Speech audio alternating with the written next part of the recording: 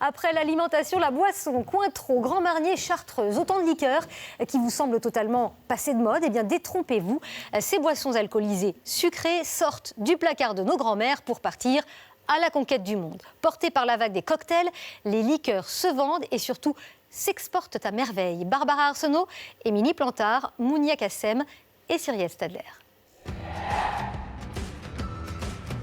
Saveur fraise des bois, agrumes ou encore melon, la liqueur se décline dans tous les goûts, 785 références recensées en France.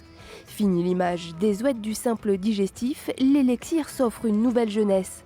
La traditionnelle chartreuse, par exemple, fait son grand retour dans nos verres grâce à la mixologie, l'art de créer des cocktails. Les mixologistes se sont emparés un petit peu des cocktails de la prohibition, relancé ces modes de consommation de la prohibition avec des vieilles recettes dont la chartreuse faisait partie.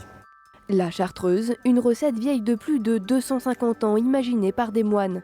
Aujourd'hui, comme toutes les autres liqueurs françaises, elle connaît aussi un succès à l'étranger.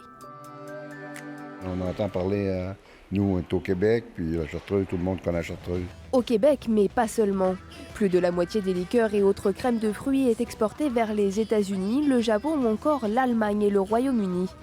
La maison Giffard fait partie des plus anciennes distilleries.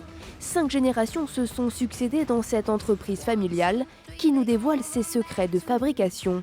Ça, c'est l'infusion, donc c'est tout le fruit qui a délivré ses parfums à l'alcool. Dans ces cuves, des fruits entiers et de l'alcool.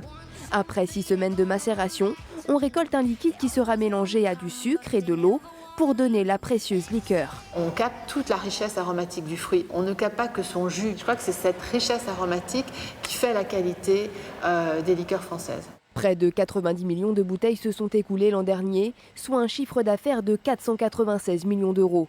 Gourmande et rafraîchissante, les amateurs apprécient. Un petit verre de vin ou même de l'élixir en cas de faiblesse, et bien ça compte énormément. Des spiritueux très appréciés qui ont su se renouveler pour perdurer. Et tout cela à consommer avec modération, évidemment. La finale.